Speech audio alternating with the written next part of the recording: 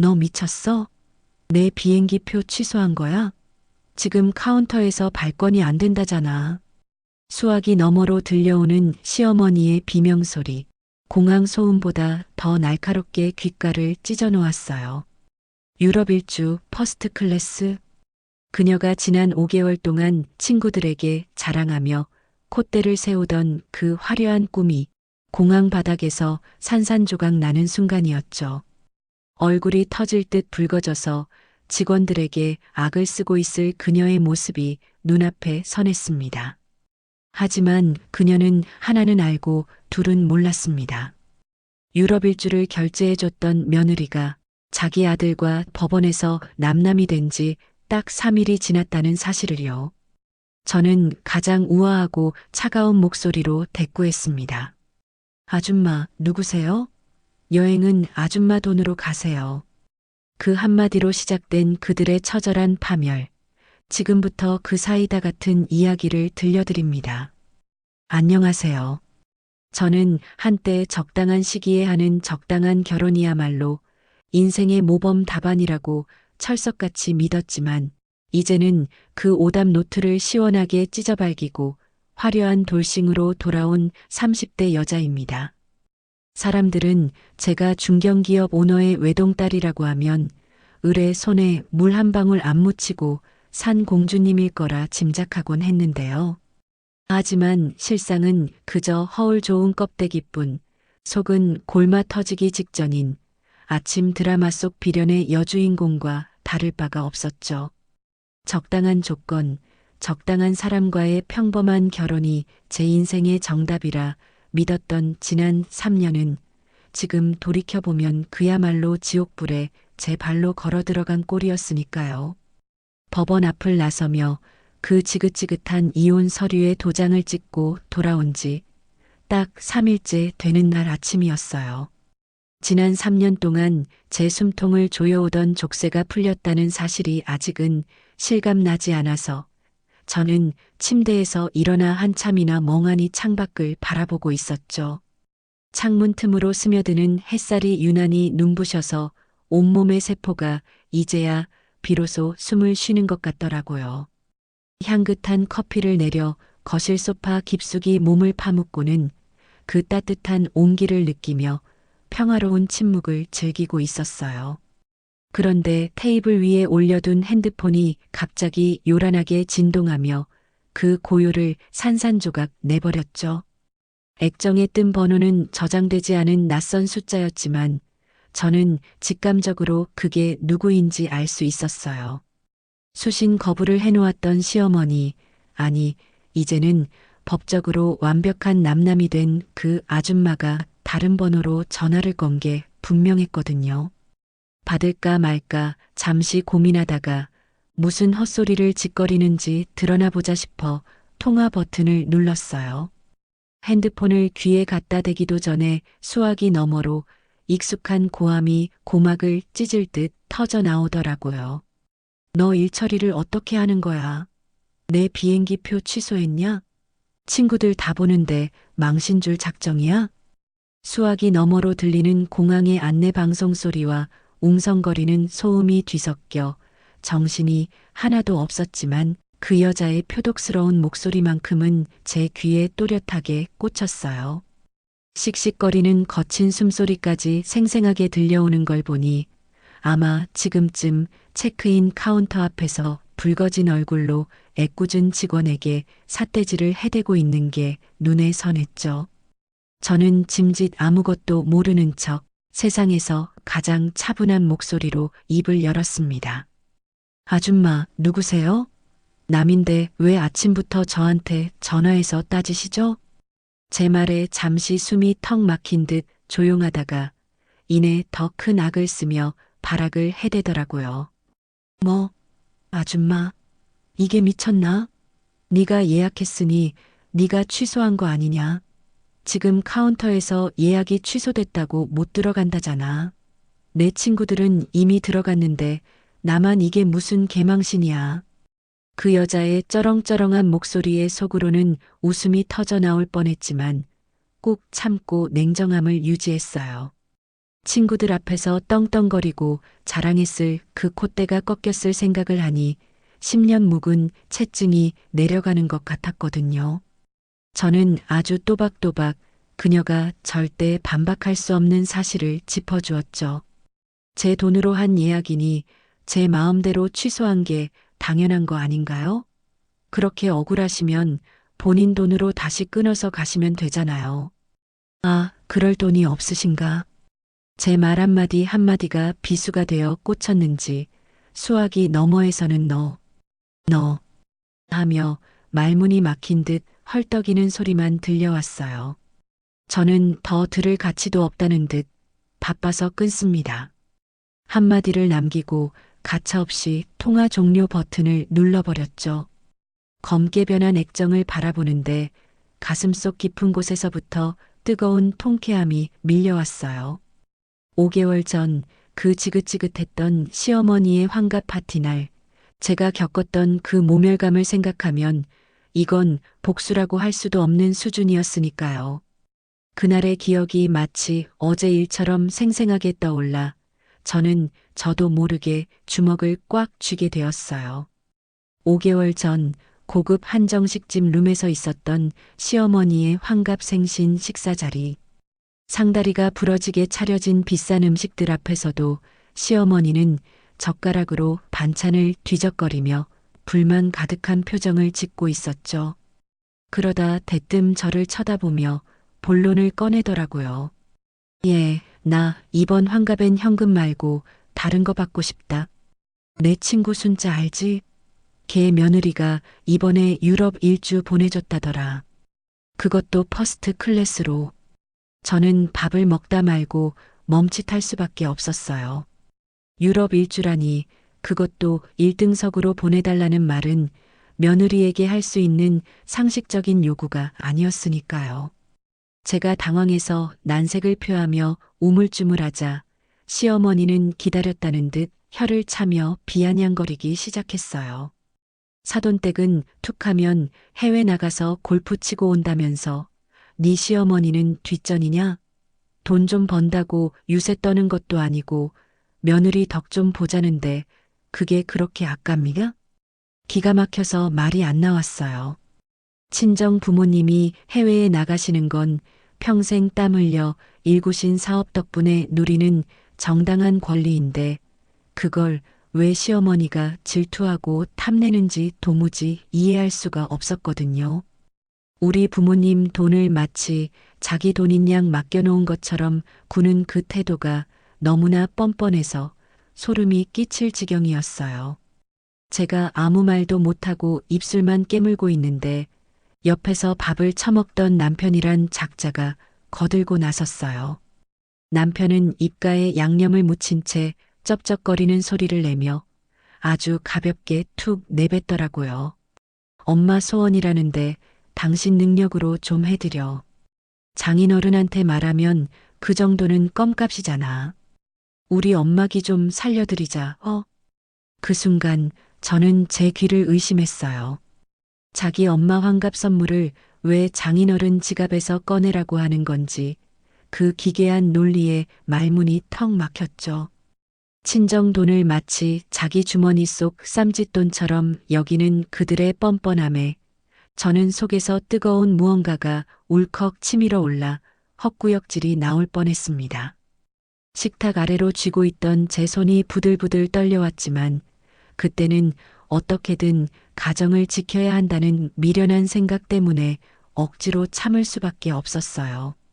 남편과 시어머니가 주고받던 그 탐욕스러운 눈빛을 보면서도 저는 억지로 입꼬리를 올리며 알겠어요. 알아볼게요. 라고 대답했죠. 그때 제가 느꼈던 그 비참함과 굴욕감은 이루 말할 수가 없었어요. 하지만 그날의 인내가 있었기에 오늘 공항에서 울려 퍼질 그 비명소리를 만들어낼 수 있었던 거겠죠. 저는 식어가는 커피잔을 내려다보며 차가운 미소를 지었어요. 이제 시작이었으니까요. 5개월 전 그들이 제게 주었던 모욕을 이제는 이자까지 쳐서 돌려줄 차례였거든요. 결혼 생활 3년은 저에게 있어서 철저히 지워지고 깎여나가는 시간이었습니다. 저는 회사에서는 카리스마 있는 부사장으로 통했지만 집안 문턱만 넘으면 그저 시어머니의 돈줄이자 남편의 무시 대상으로 전락했어요. 시어머니는 틈만 나면 저를 불러내 백화점이며 유명한 식당으로 데리고 다니셨는데 그건 며느리를 당신의 살아있는 지갑이자 과시용 트로피쯤으로 여겼기 때문이었죠. 친구들 모임에 저를 앉혀두고는 마치 전리품이라도 전시하듯 떠벌리는 꼴을 보고 있으면 속에서 천불이 나더라고요. 얘가 친정이 워낙 빵빵한데 내가 뭐 하나 지나가는 말로 흘려도 아주 껌뻑 죽어.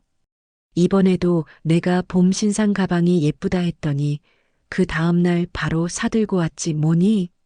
사실 그 가방은 제가 사들인 게 아니라 남편이 제 지갑에서 몰래 카드를 꺼내 긁어다 바친 거였는데 말이에요. 시어머니 친구들이 부러움 가득한 눈길로 저를 쳐다보면 시어머니는 어깨를 으쓱대며 제게 턱짓을 주곤 했어요. 얼른 가서 밥값을 계산하라는 신호였죠. 저는 억지로 입꼬리를 끌어올려 웃으면서도 속으로는 피눈물을 삼키며 카운터로 걸어가 카드를 내밀어야 했고요. 우리 며느리 착하지? 내 말이면 꼼짝도 못한다니까. 등 뒤에서 들려오는 시어머니의 저급한 웃음소리가 귓가에 맴돌 때마다 저는 제가 이 집안의 가족이 아니라 돈 대주는 기계가 된 것 같은 비참함을 떨칠 수가 없었어요.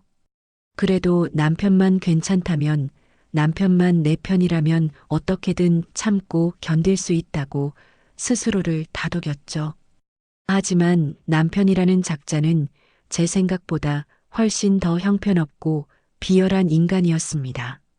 친정아빠의 배려로 회사에 낙하산으로 들어와 명함에는 번지르르하게 경영팀 팀장이라고 박혀 있었지만 실상은 직원들 사이에서 무능력의 아이콘으로 통하고 있었으니까요. 아빠는 늘 저를 따로 불러 말씀하셨어요. 그래도 네 남편이니 네가 기 살려줘야 한다. 부족해도 기다려주면 언젠가 제 몫을 할 거야. 저는 그 말을 철석같이 믿고 회사에서는 남편의 엉망진창인 보고서를 몰래 수정해주고 집에서는 따뜻한 밥상을 차려주며 온갖 비위를 다 맞춰주곤 했어요. 그런데 남편은 그 배려를 자신의 타고난 능력으로 착각하고 있더라고요. 어느 날부터인가 남편의 귀가 시간이 눈에 띄게 늦어지기 시작했어요. 처음에는 야근이다, 거래처 회식이다 핑계를 대더니 나중에는 주말에도 골프 접대가 있다며 아침 일찍부터 부산스럽게 집을 나서는 일이 잦아지더라고요. 여보, 이번 주말에 접대 일정 없던데? 누구랑 가는 거야? 내가 모르는 거래처야? 제가 의아해서 물으면 남편은 흠칫 놀라며 제 손을 신경질적으로 뿌리치곤 했어요. 아, 당신이 모르는 내 라인이 있어. 부사장이 실무까지 다 알려고 하면 밑에 사람들이 피곤해. 알지? 나도 내 정치가 필요한 사람이야. 집에서까지 상사 노릇하지 말고 좀 쉬어. 허둥지둥 엘리베이터로 향하는 남편의 뒷모습을 보며 왠지 모를 싸한 기분이 들었지만 그때까지만 해도 저는 그저 남자의 자존심 문제겠거니 하고 넘기려 애썼어요. 그런데 그날 밤 술에 잔뜩 취해 인사불성이 되어 들어온 남편의 옷을 갈아입히다가 셔츠 깃에서 낯선 흔적을 발견하고 만 거예요. 희미하지만 분명한 파운데이션 자국이었죠. 제 화장품과는 톤이 전혀 다른 아주 밝고 저렴한 느낌의 파운데이션이 셔츠 깃 안쪽에 선명하게 묻어 있었거든요. 순간 심장이 쿵하고 내려앉는 것 같아 숨을 쉴 수가 없었어요. 떨리는 손으로 남편의 바지 주머니를 뒤지니 모텔 이름이 적힌 라이터가 툭 하고 바닥으로 떨어지더라고요. 그제야 머릿속에서 흩어져 있던 퍼즐 조각들이 하나로 맞춰지는 것 같았어요. 주말마다 접대라며 들고 나가던 골프 가방을 베란다 구석에서 찾아 열어보았죠. 지퍼를 여는 손끝이 사시나무 떨듯 떨려오는데 가방 안에는 골프채는 온데간데 없고 포장도 뜯지 않은 남성용 세속옷과 여행용 세면도구만 덩그러니 들어 있었습니다. 배신감에 온몸의 피가 거꾸로 솟구쳐 올라 잠도 오지 않았어요.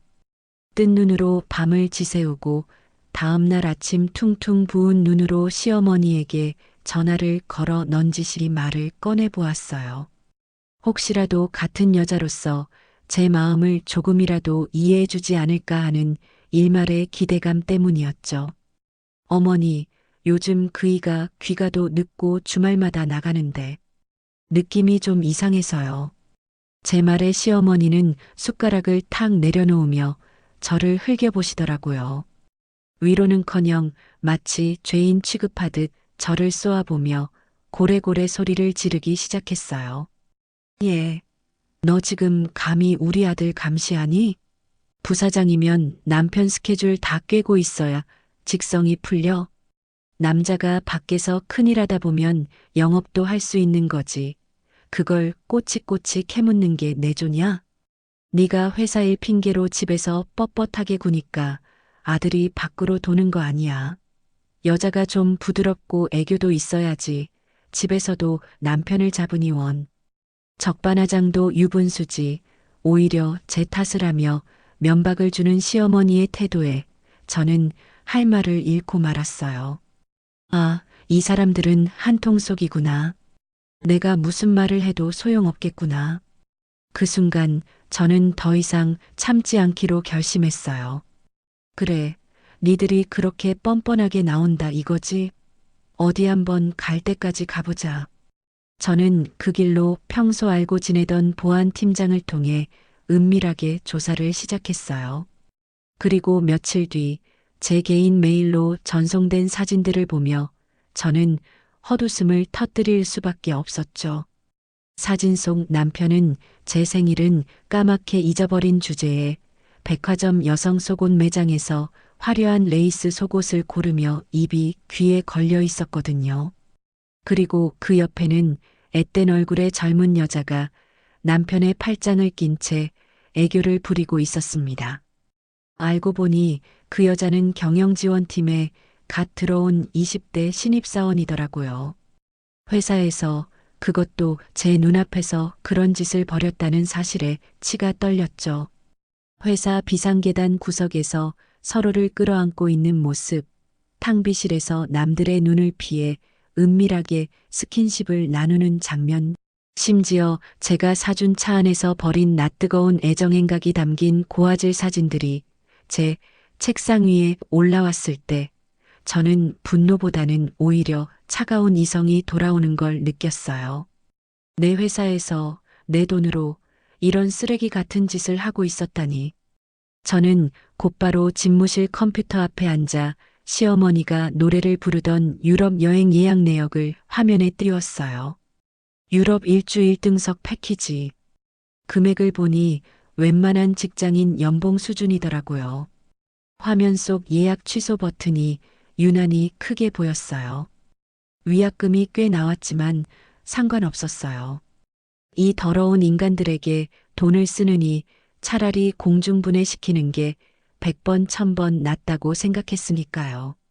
망설임 없이 마우스 버튼을 클릭하자 취소가 완료되었습니다라는 팝업 창이 뜨고 곧이어 환불된 금액이 제 통장으로 입금되었다는 알림이 울렸죠. 그렇게 저는 시어머니에게 아무런 말도 없이 침묵을 지켰어요. 남편 놈은 어린 내연녀랑 노닥거리느라 엄마 여행 날짜가 다가오는 줄도 제가 무슨 짓을 했는지도 모르고 있었으니까요. 시어머니가 가끔 여행 갈 때 입을 옷싸게 돈 좀 보내라며 문자를 보내오면 저는 회의 중입니다라는 자동응답만 보내며 철저히 무시했습니다. 그들이 공항에서 겪게 될 혼란과 절망을 상상하니 가슴 한구석에서 서늘한 쾌감이 피어오르더라고요. 이제 남은 건 이 모든 증거를 터뜨려 그들을 파멸시키는 일뿐이었죠. 하지만 저는 서두르지 않았어요. 부사장답게 가장 확실하고 잔인한 타이밍을 노려야 했으니까요. 그날 밤 남편이 콧노래를 흥얼거리며 현관문을 열고 들어왔을 때 저는 거실 소파에 다리를 꼬고 앉아 서류를 검토하는 척하며 그를 맞이했어요. 제 손에 쥐어진 파일이 자신의 목줄을 죄일 증거라는 것도 모르는 남편은 뻔뻔하게 제게 다가와 앓는 소리를 하더라고요. 어우, 아직도 이래? 집에서는 좀 쉬지 그래. 여자가 너무 독하면 매력 없어. 나 오늘 거래처 접대하느라 진이 다 빠졌어. 역겨운 냄새가 진동했지만 저는 서류 너머로 그를 차갑게 쏘아보았어요. 속으로는 이미 해고 통지서를 쓰고 있었으니까요. 그래요? 고생 많았네. 씻고 나와. 제 눈빛이 평소와 다르다는 걸 눈치채지 못한 멍청한 남편은 그저 고개를 끄덕이며 욕실로 향했어요. 이제 더 이상 물러설 곳은 없었어요. 저를 기만하고 제 회사를 더럽힌 그들에게 제가 겪은 배신감을 고스란히 돌려줄 시간이 다가오고 있었으니까요. 이 모든 게 제 손바닥 안에서 놀아나고 있다는 걸 모른 채 남편은 욕실에서 콧노래까지 흥얼거리고 있었죠. 그 소리가 마치 남편의 파면식 곡조처럼 들리는 건 저만의 착각이었을까요? 마지막 퍼즐 조각은 생각보다 빨리 그리고 아주 충격적인 형태로 제 손에 들어왔습니다. 책상 위에 놓인 진동벨이 짧게 울리고 보안 팀장이 보낸 파일 하나가 모니터 화면에 떴죠. 심호흡을 한번 크게 하고 파일을 열어봤어요. 거기엔 산부인과 진료 기록과 함께 두 사람의 대화가 담긴 녹음 파일이 첨부되어 있었습니다. 재생 버튼을 누르자마자 익숙하면서도 역겨운 목소리가 스피커를 통해 흘러나왔어요. 자기야, 걱정하지 마. 내가 다 책임질게. 그 여자는 애도 안 생기는데 우리한테 축복이 온 거야. 내가 어떻게든 정리하고 자기랑 새 출발할게. 오빠 믿지? 책임지겠다는 그 말, 결혼 생활 3년 동안 저에게는 단 한 번도 보여준 적 없던 그 듬직한 목소리에 헛웃음이 터지더라고요. 확인 결과 내연녀는 임신 5주 차였어요. 제 남편이라는 작자가 제 회사에서 제 직원과 아이를 만들고는 저를 정리 대상으로 취급하고 있었던 거죠. 더 이상 지체할 이유가 없었어요. 이 더러운 연극을 끝낼 타이밍은 바로 지금이었으니까요. 저는 인터폰을 들어 경영팀으로 연결했어요. 목소리에는 서늘한 냉기만이 감돌았죠. 경영팀장, 지금 당장 부사장실로 올라와요. 긴급 결제건이 있으니까. 수화기 너머로 당황한 기색이 역력했지만 감히 부사장의 호출을 거부할 수는 없었겠죠. 전화를 끊고 의자 깊숙이 몸을 기댔어요. 창밖으로 보이는 도시의 풍경은 평소와 다를 바 없이 평온한데 제 안에서는 폭풍이 몰아치고 있었습니다. 하지만 이상하게도 마음 한구석은 차분하게 가라앉아 있었죠. 이제야 비로소 이 썩은 환부를 도려낼 수 있다는 확신 때문이었을까요? 잠시 후 노크 소리와 함께 문이 열리고 남편이 들어왔어요. 그는 여전히 상황 파악을 못한 채 짐짓 바쁜 척하며 넥타이를 느슨하게 풀더라고요. 아, 갑자기 왜 불러? 나 지금 마케팅 팀이랑 회의 준비하느라 눈코 뜰 새 없는데. 집에서 해도 될 얘기를 굳이 회사에서 해야겠어? 저 뻔뻔한 얼굴을 보니 구역질이 올라올 것 같았지만 꾹 참고 책상 서랍을 열었어요. 그리고 미리 준비해둔 노란색 서류 봉투를 꺼내 책상 위로 던졌죠. 탁 하는 파열음이 조용한 사무실 공기를 갈랐어요. 바쁜 사람 불러서 미안한데 이거부터 확인하고 가시죠. 회의보다 이게 더 급할 텐데. 남편은 의아하다는 표정으로 봉투를 집어들었어요. 그리고 그 안에서 쏟아져 나온 사진들을 보는 순간 그의 얼굴색이 순식간에 흙빛으로 변해가는 걸 저는 실시간으로 목격했죠. 백화점 속옷 매장에서 희죽거리는 면상, 모텔 주차장에서 껴안고 있는 모습, 그리고 결정적으로 산부인과 초음파 사진 복사본까지. 그 모든 증거들이 그를 옥죄고 있었으니까요. 손이 얼마나 떨리는지 들고 있던 사진들이 우수수 바닥으로 떨어지더라고요. 여보, 이게 다 무슨, 뭐긴 뭐야? 네가 싸질러 놓은 더러운 흔적들이지. 임신 5주 차라며? 축하해. 드디어 네가 그토록 원하던 아빠가 되겠네. 제 차가운 일갈에 남편은 무릎이 풀린 듯 휘청거리더니 책상을 짚고 간신히 서 있었어요. 그리고는 입술을 달달 떨며 말도 안 되는 변명을 늘어놓기 시작했죠. 오해야. 이거 다 합성이야. 아니, 그게 아니라. 술김에. 그래, 술김에 실수한 거야. 내가 미쳤지. 그냥 잠깐 놀다 말려고 했는데 걔가 꼬리쳐서. 실수? 임신이 실수로 되니? 그리고 책임지겠다며? 정리하고 새 출발하겠다며? 네 입으로 짓거린 말도 기억 못하니? 머리가 나쁜 줄은 알았지만 이 정도일 줄은 몰랐네. 저는 책상 위에 있던 녹음기를 재생했어요. 방금 전 들었던 그 역겨운 멘트가 다시 한번 사무실을 울렸죠. 남편은 사색이 되어 제 앞으로 달려와 빌기 시작했어요. 여보, 내가 잘못했어. 한 번만 봐줘. 그냥 엔조이였어. 당신 두고 내가 누굴 만나 맹세코 사랑하는 건 당신뿐이야. 그 비굴한 모습을 내려다보며 저는 싸늘하게 대꾸했어요. 이혼해. 위자료는 청구 안 할 테니까 몸만 나가. 아, 물론 회사에서도 해고야. 품위 유지 위반, 사내 풍기 문란, 거기다 법인카드 유용까지. 감옥 안 가는 걸 다행으로 알아. 그때였어요. 똑똑 하는 노크 소리가 들리더니 문이 벌컥 열렸어요. 타이밍 한번 기가 막히게 그 내연녀가 결제 서류를 들고 들어오더라고요. 부사장님, 이번 분기 정산서 결제 부탁드. 해맑게 들어오던 그녀는 바닥에 흩어진 사진들과 사색이 되어 벌벌 떨고 있는 남편을 보고 그 자리에 얼어붙었어요. 그녀의 시선이 바닥에 떨어진 자신의 초음파 사진에 꽂히는 순간 얼굴이 하얗게 질리더라고요. 정적만이 감도는 사무실 안에서 저는 천천히 자리에서 일어나 그녀에게 다가갔습니다. 어서 와요. 안 그래도 부르려고 했는데 임신했다면서 축하해. 그녀는 뒷걸음질 치며 서류를 가슴에 꼭 끌어안았어요. 눈동자가 심하게 흔들리고 있었죠. 부사장님. 그게 무슨, 여기 이 남자가 당신 책임진다며? 근데 방금 나한테는 그냥 실수였고 엔조이였다고 빌던데? 그녀의 시선이 남편을 향했어요. 하지만 남편은 그녀와 눈도 마주치지 못하고 고개를 푹 숙인 채 식은땀만 흘리고 있었죠. 그 비겁한 꼴을 보니 웃음이 터지더라고요. 이 쓰레기, 이제 필요 없어서 버리려고 하는데 자기가 수거해 갈래? 명분도 좋잖아.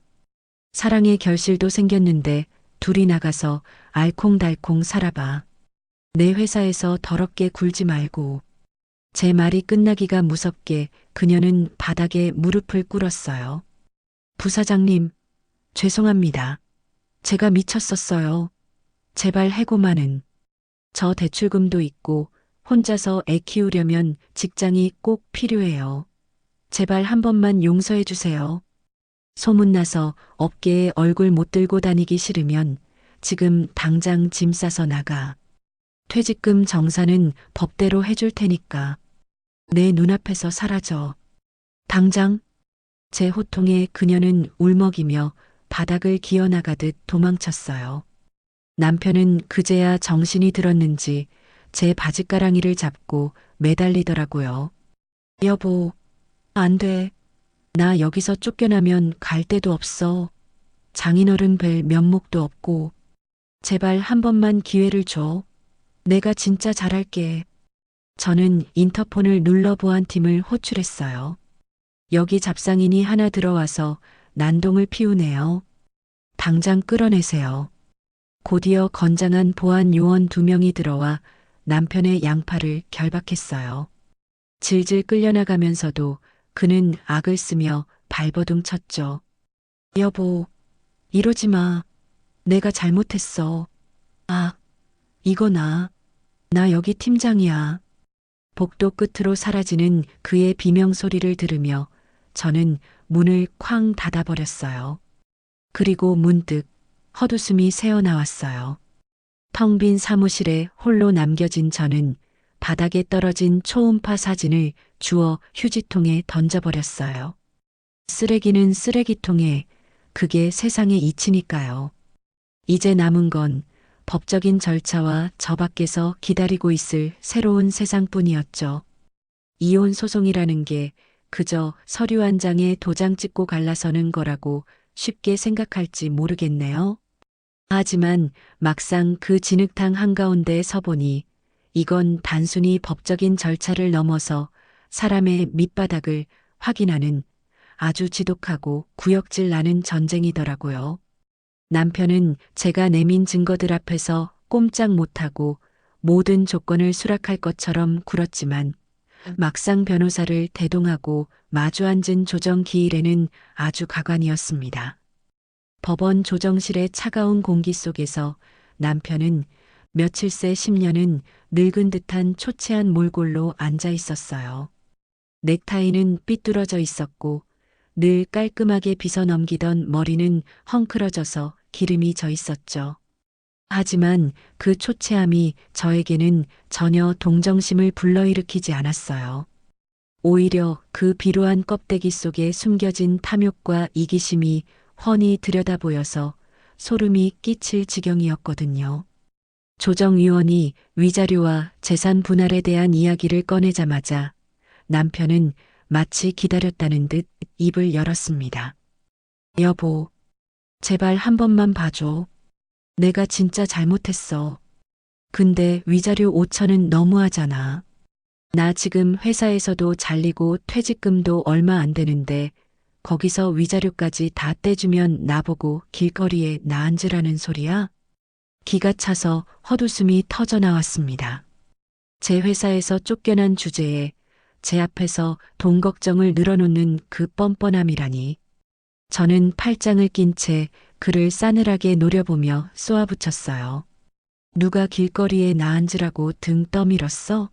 네가 선택한 길이잖아. 회사 법인카드로 그 여자랑 호텔 다니고 명품 사다 바칠 때는 당당하더니 왜 이제 와서 앓는 소리야?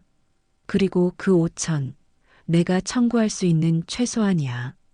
네가 횡령한 공금, 내가 형사 고소 안 하고 넘어가는 조건으로 퉁치는 건데 그것도 많다고? 제 말에 남편은 입을 꾹 다물고 눈동자만 굴리더라고요. 변호사 옆구리를 쿡쿡 찌르며 뭐라 웅얼거리는 꼴이 마치 엄마 치마폭 뒤에 숨어서 칭얼거리는 못난 어린아이 같았어요. 저기 남편분 사정도 좀 고려해 주시면. 남편 측 변호사가 곤란하다는 듯 입을 때려 하자 저는 책상 위에 두툼한 서류 봉투 하나를 툭 던졌습니다. 그 안에는 남편이 그동안 회사 비품을 빼돌려 팔아먹은 내역과 거래처로부터 뒷돈을 받은 정황이 담긴 추가 증거들이 들어 있었죠. 변호사님, 이거 보시면 생각이 달라지실 텐데요. 민사로 끝낼 때 감사한 줄 알고 도장 찍으라고 하세요. 안 그러면 저는 이 자리 박차고 나가서 바로 검찰청으로 갈 거니까. 제 서슬 퍼런 경고에 조정실 안에는 정적만이 감돌았습니다. 남편은 사색이 되어 서류를 훔쳐보더니 손을 부들부들 떨며 만년필을 집어들더군요. 도장을 찍는 그 순간까지도 그는 저에게 미안하다는 말 한마디 없었어요. 그저 내 돈, 내 인생, 이라며 중얼거리는 소리가 들릴 뿐이었죠. 더 기가 막힌 건 이 인간이 도장을 찍고 나서 변호사에게 귓속말로 속삭이는 소리를 제가 들어버렸다는 거예요. 변호사님, 이거 위자료 분할 납부 안 됩니까? 당장 목돈 나가면 그 여자랑 전세 구할 돈이 부족한데. 그 말을 듣는 순간 저는 마지막 남은 일말의 정까지 깨끗하게 증발해버리는 걸 느꼈어요. 내 연녀랑 살 전세금 걱정을 이혼 도장 찍는 자리에서 하다니. 정말 구제불능의 쓰레기였구나. 내가 이런 인간이랑 3년을 살았구나. 허탈함을 넘어 스스로에 대한 모멸감이 밀려와 견딜 수가 없었어요. 법원 문을 나서며 저는 하늘을 올려다봤습니다. 유난히 파랗고 맑은 하늘이 눈시리게 펼쳐져 있었지만 제 마음은 폭풍우가 지나간 폐허처럼 황량하기 그지없었어요. 이제 진짜 남남이다. 입 밖으로 내뱉는 순간 속이 후련할 줄 알았는데 오히려 가슴 한구석이 텅 빈 것처럼 휑하더라고요. 그 와중에 시어머니는 혼자만의 망상 속에서 행복한 나날을 보내고 계셨다는 소식이 들려왔습니다. 동네 미용실 원장님을 통해 건너 들은 바로는 시어머니가 요즘 아주 신이 나서 공중부양하기 직전이라고 하더라고요. 어머, 원장님, 나 이번에 며느리가 유럽 보내준다니까? 그것도 퍼스트 클래스로. 친구들 다 불러서 공항 배웅 나오라고 했어. 우리 애들이 아주 효녀야, 효녀. 그 이야기를 전해 듣는데 웃음이 나기는커녕 측은함마저 느껴지더군요. 아들이 회사에서 쫓겨나고 이혼까지 당한 마당에 엄마라는 사람은 며느리 돈으로 여행 갈 꿈에 부풀어 있다니. 이 집안 사람들은 도대체 뇌 구조가 어떻게 되어 있는 건지 연구 대상이라는 생각마저 들었어요. 남편 놈은 자기 치부가 드러날까봐 엄마한테 이혼 사실조차 숨기고 있었던 거죠. 3일 뒤면 모든 게 산산조각 날 텐데 그 파국을 향해 달려가는 그들의 무지가 우스꽝스러우면서도 한편으로는 섬뜩했습니다. 집으로 돌아오는 길, 저는 운전대를 잡은 손에 힘이 들어가는 걸 느꼈어요. 텅 빈 집으로 들어가기가 죽기보다 싫더라고요. 그 집에 남아있는 남편의 흔적들, 그와 함께했던 3년의 시간이 구석구석 배어 있을 텐데 그걸 마주할 자신이 없었죠. 그래서 저는 무작정 차를 돌려 회사 근처 공원으로 향했습니다. 평소 점심시간에 잠깐 산책하러 들르던 작은 공원이었는데 그곳이라면 누구의 방해도 받지 않고 숨을 쉴 수 있을 것 같았거든요. 벤치에 앉아 멍하니 연못을 바라보고 있는데 풀숲에서 부스럭거리는 소리가 들렸어요. 고개를 돌려보니 삐쩍 마른 길고양이 한 마리가 힘겹게 걸어 나와 제 발치에 웅크리더라고요. 털은 듬성듬성 빠져 있고 눈곱이 낀 녀석을 보는데 왠지 모르게 지금 제 처지와 겹쳐 보여 마음이 짠해졌어요. 갈 곳 잃고 버려진 상처투성이의 존재. 너도 참 고단한 삶을 사는구나. 나랑 똑같네. 혼잣말을 중얼거리며 가방을 뒤적거려 보았지만 고양이에게 줄 만한 게 아무것도 없었어요. 그때 누군가 제 뒤에서 인기척을 내며 다가왔습니다. 그 녀석 참치캔 좋아해요. 닭가슴살보다는 비린내 나는 걸 더 좋아하더라고요. 깜짝 놀라 뒤를 돌아보니 낯익은 얼굴의 남자가 서 있었어요. 점심시간마다 공원에서 길고양이들에게 밥을 챙겨주던 그 남자였죠. 늘 멀리서 밥 주는 모습만 지켜봤었는데 이렇게 가까이서 말을 건넨 건 처음이었어요. 훤칠한 키에 선한 인상, 그리고 무엇보다 눈빛이 참 맑은 사람이었어요. 그는 손에 들고 있던 캔 따개를 따서 고양이 앞에 놓아주며 자연스럽게 제 옆자리에 앉았습니다. 안녕하세요. 오다 가다 몇 번 뵈었는데 인사는 처음 드리네요. 저는 근처 건축사무소 다니는 박서준이라고 합니다. 아, 네, 안녕하세요. 저는 저쪽 건너편 회사 다녀요. 제가 어색하게 대답하며 고개를 꾸벅 숙이자 그는 사람 좋게 웃으며 손에 들고 있던 따뜻한 캔커피를 건넸어요. 날씨가 좀 쌀쌀하죠? 이거라도 드세요. 표정이 세상 짐을 다 짊어지신 것 같아서 그냥 지나칠 수가 없더라고요. 그의 말에 저도 모르게 피식 웃음이 새어나왔어요. 따뜻한 캔커피를 받아들고 한 모금 마시니 얼어붙었던 몸과 마음이 조금씩 녹아내리는 기분이었죠. 감사합니다. 잘 마실게요. 사실 오늘 좀 인생에서 큰 숙제를 하나 끝내고 오는 길이거든요. 그래서 기운이 다 빠졌나 봐요. 큰 숙제요?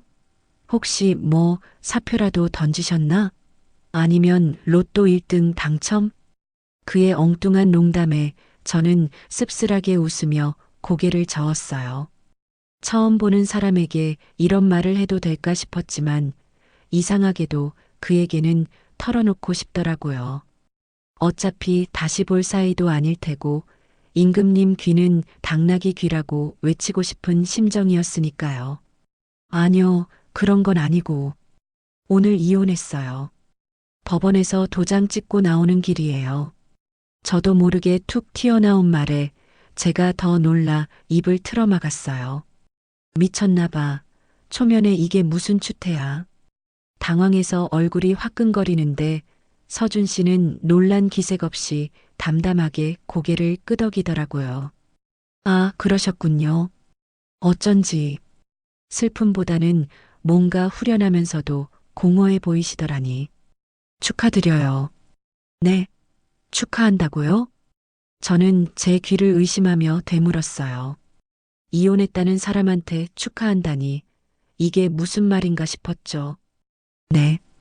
힘든 결정하시고 용기 내서 나쁜 인연 끊어내신 거잖아요. 새로운 시작을 위한 첫걸음을 떼신 건데 당연히 축하받아야죠. 썩은 이빨 뺐으면 시원해해야지 아프다고 울고만 있으면 안 되잖아요. 그의 비유가 너무 적절해서 그리고 그 속에 담긴 위로가 너무 따뜻해서 저도 모르게 눈시울이 붉어졌어요. 썩은 이빨. 맞아요. 진짜 썩어서 문드러진 이빨이었어요. 근데 빼고 나니까 그 빈자리가 시리고 아프네요. 당연하죠. 아무리 썩었어도 내 몸의 일부였으니까요. 아물려면 시간이 좀 걸릴 거예요. 그동안 맛있는 거 먹고 좋은 거 보면서 3살 돋게 하면 돼요. 오늘 제가 쏘겠습니다. 떡볶이 어때요? 우울할 땐 매운 게 최고인데. 그의 제안에 저는 멍하니 그를 바라보다가 결국 참았던 눈물을 터뜨리고 말았어요. 왈칵 쏟아지는 눈물에 콧물까지 훌쩍거리며 엉망진창이 되었지만 서준 씨는 말없이 주머니에서 손수건을 꺼내 건네주며 제 곁을 지켜주었죠. 실컷 우세요. 울고 나면 배고파질 거예요. 그럼 그때 떡볶이 먹으러 가요. 그날 우리는 공원 벤치에 나란히 앉아 한참을 머물렀어요. 저는 엉엉 소리 내어 울었고 그는 묵묵히 제 등을 토닥여 주었죠. 해가 뉘엿뉘엿 질 때쯤 우리는 공원 근처의 허름한 분식집으로 향했어요. 떡볶이와 순대를 시켜놓고 마주 앉아 이런저런 이야기를 나누는데 신기하게도 그와 대화하는 내내 마음이 편안해지더라고요. 제 배경이나 직업, 이혼 사유 같은 건 묻지도 않고 그저 오늘 하루 고생한 사람으로 대해주는 그의 태도가 참 고마웠어요. 알고 보니 그는 저보다 2살 연하였고 유망한 건축가였어요. 길고양이들을 돌보는 따뜻한 마음씨만큼이나 섬세하고 배려 깊은 사람이었죠. 앞으로 종종 땡땡이 치고 싶으시면 언제든 연락하세요. 제가 땡땡이 전문이거든요. 맛집 리스트도 쫙 꿰고 있고요. 우리는 서로 연락처를 교환하고 헤어졌어요. 집으로 돌아오는 발걸음이 올 때보다는 한결 가벼워진 걸 느낄 수 있었죠. 현관문을 열고 들어오니 텅 빈 거실이 더 이상 쓸쓸하게 느껴지지 않았어요. 오히려 온전히 나만의 공간이 되었다는 안도감이 들었죠. 소파에 앉아 달력을 보니 3일 뒤 날짜에 빨간색 동그라미가 쳐져 있더라고요. 아, 3일 뒤가 그 아줌마 출국일이었나? 순간 피식 웃음이 나왔어요. 공항에서 벌어질 난리통을 생각하니 쌤통이다 싶으면서도 이제는 정말 나와 상관없는 타인들의 일이구나 하는 생각이 들었거든요. 저는 편안한 마음으로 와인 한 잔을 따랐어요. 붉은 와인이 잔에 채워지는 걸 보며 나지막이 건배를 제의했죠. 나의 새로운 시작을 위하여, 그리고 공항에서 터질 그들의 파멸을 위하여. 법원에서 이혼 도장을 찍고 서준 씨와 떡볶이를 먹으며 울고 웃었던 그날 이후 정확히 3일이 지났습니다. 그 3일간은 제 인생에서 가장 기묘한 평온함이 감돌던 시간이었어요. 마치 태풍이 몰아치기 직전 세상의 모든 소음이 차단된 진공 상태 같았다고나 할까요? 저는 그 고요함 속에서 차분하게 칼을 갈고 있었습니다. 달력의 날짜에 빨간색 동그라미가 쳐진 바로 오늘 디데이를 위해서요. 아침 햇살이 거실 깊숙이 들어오는 오전 9시. 평소 같았으면 회사에서 결제 서류와 씨름하고 있을 시간이지만 오늘만큼은 느긋하게 소파에 앉아 향기로운 커피를 내렸습니다. 오늘은 제 인생에서 가장 시끄럽고 가장 통쾌한 모닝콜이 울릴 예정이었거든요. 커피 잔을 입에 가져다 대는 순간 식탁 위에 올려둔 핸드폰이 드디어 침묵을 깨고 요란하게 진동하기 시작했습니다. 액정에 뜬 번호는 저장되지 않은 낯선 번호였지만 저는 입가에 서늘한 미소를 머금었습니다. 수신 차단당한 시어머니가 지나가는 사람의 핸드폰을 빌려서 다급하게 걸었을 테니까요. 심호흡을 한번 크게 하고 마치 아무것도 모르는 사람처럼 천천히 통화 버튼을 눌렀습니다. 아, 너 일 처리를 어떻게 하는 거야? 내 비행기표 취소했냐? 친구들 다 보는데 망신줄 작정이야. 수화기 너머로 들려오는 그 악다구니. 예상했던 그대로의 대사, 예상했던 그대로의 데시벨이었습니다.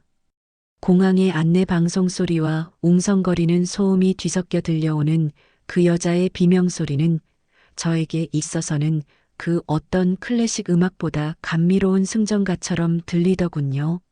3일을 기다린 보람이 있는 순간이었죠. 아줌마, 누구세요? 왜 아침부터 저한테 따지시죠? 제 차분하고도 냉정한 응수에 더 열이 받았는지 그녀는 숨이 넘어갈 듯 헐떡거리며 고함을 질러댔어요. 뭐, 아줌마, 너 미쳤지? 지금 카운터에서 예약이 취소됐다고 못 들어간다잖아. 내 친구들은 이미 들어갔는데. 나만 이게 무슨 개망신이야. 내가 너한테 시어머니 대접 좀 받겠다는데 그게 그렇게 배가 아파서 이 난리를 쳐? 그 순간 머릿속에 파노라마처럼 스쳐 지나가는 장면이 있었습니다. 5개월 전 환갑잔치에서 친정 부모님을 들먹이며 유럽 여행을 요구하던 그 탐욕스러운 눈빛. 남편과 시어머니가 주고받던 그 비열한 웃음. 그 모든 모욕을 감내하며 이날만을 기다려왔던 제 자신이 대견하게 느껴질 정도였죠. 저는 아주 또박또박 그녀의 뼈를 때리는 팩트를 꽂아주었습니다. 제 돈으로 한 예약이니 제 마음대로 취소한 게 당연한 거 아닌가요? 억울하면 본인 돈으로 다시 끊어서 가시면 되잖아요.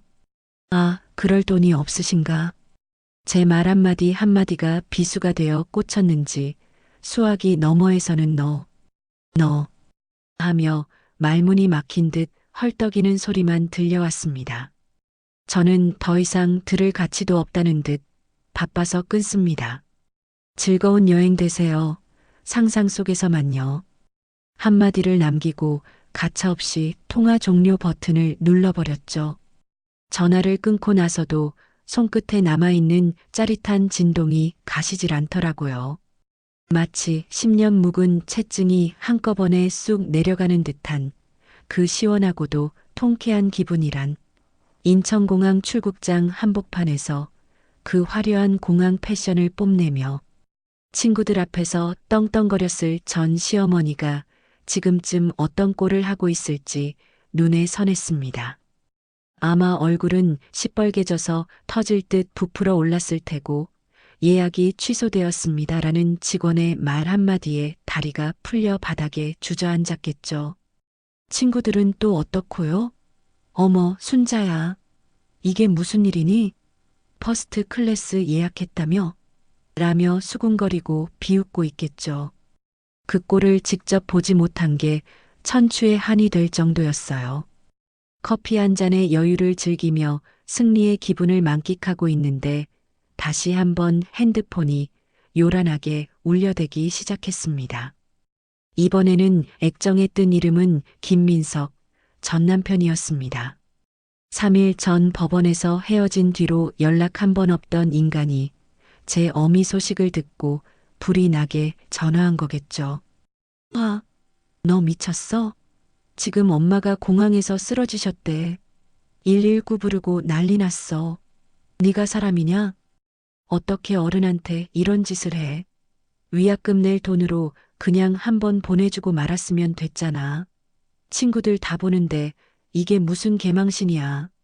수화기 너머로 들려오는 전 남편의 목소리는 분노와 당혹감으로 가득 차서 갈라지고 찢어지고 난리도 아니었습니다. 자기 엄마가 쓰러졌다는 소식을 전하면서도 저를 비난하고 돈 타령을 하는 그 뻔뻔함에 헛웃음이 픽 새어 나오더라고요. 개망신? 누가 누구한테 할 소리를 하는 거야? 네 엄마 여행을 왜 남인 내가 챙겨? 그리고 위약금? 그거 내 돈이야. 법적으로 남남된 지가 언젠데 아직도 내가 내 지갑인 줄 아니? 아, 그래도 우리가 부부였잖아. 정이 있지. 어떻게 이렇게 잔인하게. 부부? 정, 웃기지 마. 네가 그 어린애랑 모텔 드나들 때 우리 부부의 정은 이미 시궁창에 처박힌 거야. 그리고 잔인한 건 내가 아니라 너희 모자지. 내 등골 빼먹고 기생충처럼 살았으면서 이제 와서 피해자 코스프레 하지 마. 역겨우니까. 저는 숨 쉴 틈도 주지 않고 몰아붙였습니다. 그리고 너 아직 상황 파악이 덜 된 것 같은데. 네 걱정이나 해. 한 번만 더 내 앞에 얼씬거리거나 연락하면 그땐 진짜 국물도 없을 줄 알아. 여보 제발. 엄마 응급실 가셨대잖아. 장난 아니라고. 어쩌라고? 그럼 가서 병수발이나 들어. 나한테 전화해서 징징대지 말고. 아, 병원비는 있니? 없으면 그 내 연녀한테 달라고 해보든가.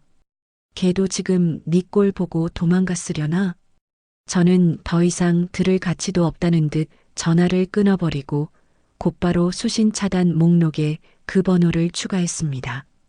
이제 정말 끝이었습니다. 제 인생에서 그 더러운 흔적들을 완벽하게 지워낸 순간이었죠.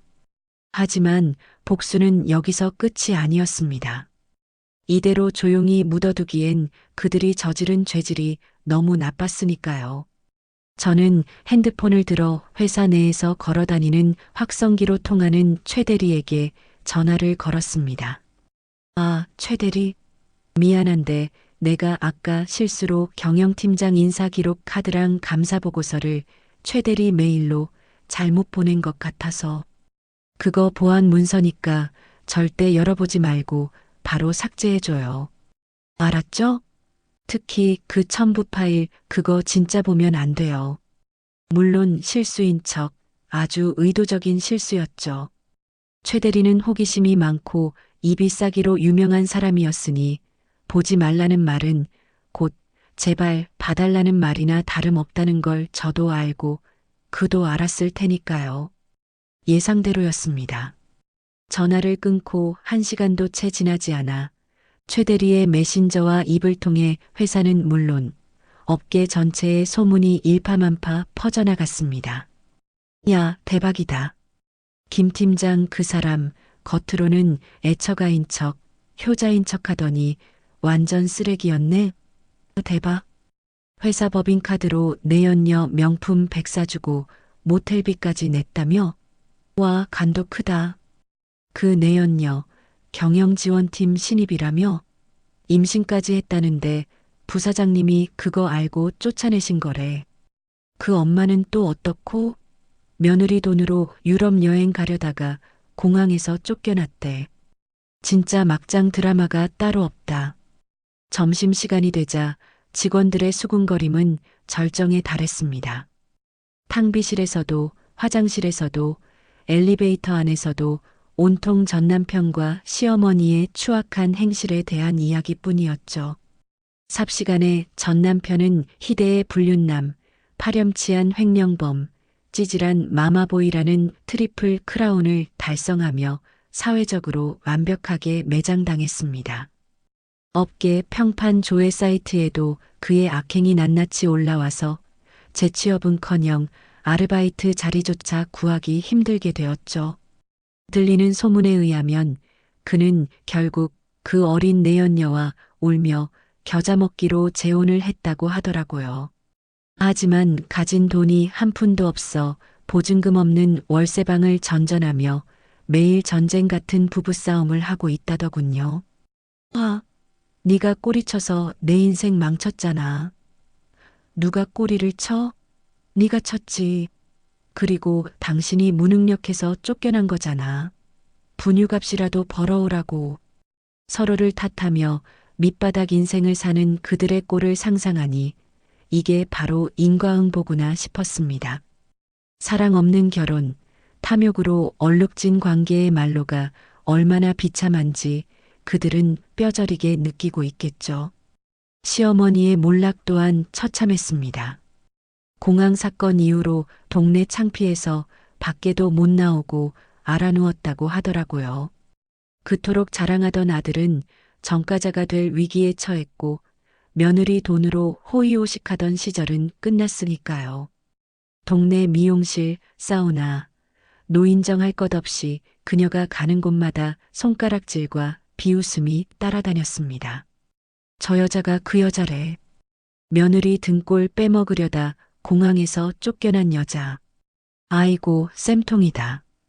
평소에 그렇게 유세 떨더니 꼴 좋다. 며느리 덕에 누리던 모든 영광이 신기루처럼 사라진 뒤 그녀에게 남은 건 비참한 노년뿐이었죠. 그렇게 지긋지긋한 과거의 인연들을 깨끗하게 정리한 후 저는 오로지 회사를 위해 달렸습니다. 아빠는 건강상의 이유로 경영 일선에서 물러나시고 제가 회사를 물려받아 정식으로 대표이사 자리에 오르게 되었습니다. 취임식 날 아침 저는 거울 앞에 서서 옷매무새를 다듬으며 제 자신을 바라보았습니다. 지난 3년 동안 껍데기뿐인 결혼 생활에 갇혀 시들어가던 여자는 더 이상 없었습니다. 눈빛은 또렷하게 빛나고 있었고 입가에는 자신감 넘치는 미소가 걸려 있었죠. 잘했어. 정말 잘 견뎌냈어. 스스로에게 칭찬을 건네며 집무실로 들어서는데 책상 위에 놓인 커다란 꽃바구니가 눈에 들어왔습니다. 세상에서 가장 화려하고 아름다운 꽃들로 가득 채워진 바구니였죠. 발신인은 적혀 있지 않았지만 꽃들 사이에 꽂힌 작은 카드를 보는 순간 저는 그게 누구인지 단번에 알 수 있었습니다. 당신의 새로운 시작을 응원합니다. 당신은 세상에서 가장 빛나는 사람이에요. 서준 씨였습니다. 이혼 후 힘들어하던 저에게 따뜻한 위로가 되어 주었고 다시 일어설 수 있도록 용기를 주었던 사람. 그 짧은 문장 속에 담긴 그의 진심이 느껴져 눈시울이 붉어졌습니다. 꽃바구니 향기를 깊이 들이마시며 마음을 가다듬고 저는 취임식장으로 향했습니다. 강당 문이 열리고 제가 들어서자 수백 명의 임직원들이 기립박수로 저를 맞아주었습니다. 그 뜨거운 함성과 박수갈채 속에서 저는 단상 위로 올라갔습니다. 마이크 앞에 서서 잠시 숨을 고르며 객석을 둘러보았습니다. 저를 믿고 따르는 직원들의 눈빛, 그리고 맨 뒷줄에서 저를 지켜보며 엄지손가락을 치켜 세우고 있는 서준 씨의 모습이 보였습니다. 그 순간 가슴속 깊은 곳에서부터 벅찬 감동이 밀려왔습니다. 존경하는 임직원 여러분, 안녕하십니까? 신임 대표이사입니다. 제 목소리가 스피커를 통해 강당 전체에 울려 퍼졌습니다. 저는 오늘 이 자리에 서기까지 많은 시련과 아픔을 겪었습니다. 하지만 그 과정이 있었기에 더 단단해질 수 있었고, 진정한 가치가 무엇인지 깨달을 수 있었습니다. 거짓과 위선은 언젠가 반드시 드러나게 되어 있고, 정직과 성실만이 우리를 지켜준다는 사실을 말입니다. 직원들은 숨을 죽이고 제 이야기에 귀를 기울였습니다. 이제 저는 여러분과 함께 더 큰 미래를 향해 나아가려 합니다. 과거의 낡은 관습과 부조리는 과감히 털어내고 오직 실력과 성과로 평가받는 공정한 회사를 만들겠습니다. 제가 겪은 아픔이 헛되지 않도록 우리 회사가 여러분에게 든든한 울타리가 되고 자부심이 될 수 있도록 제 모든 것을 바치겠습니다. 연설이 끝나자 강당이 떠나갈 듯한 박수 소리가 터져나왔습니다. 몇몇 직원들은 눈물을 글썽이며 환호하기도 했죠. 그 열기 속에서 저는 비로소 느꼈습니다. 아, 이제야 진짜 내 인생을 찾았구나.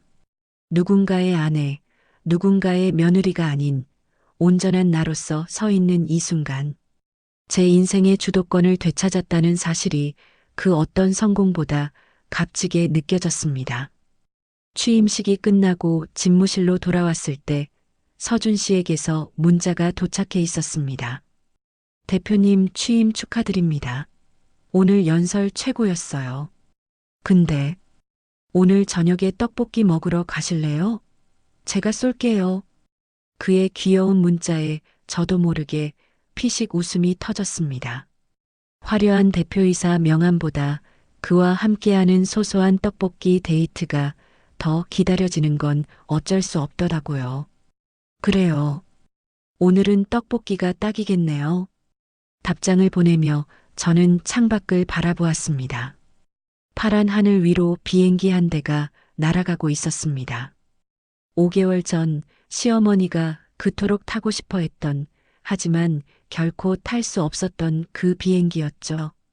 하지만 저에게는 더 이상 그런 껍데기 같은 허영심은 필요 없었습니다.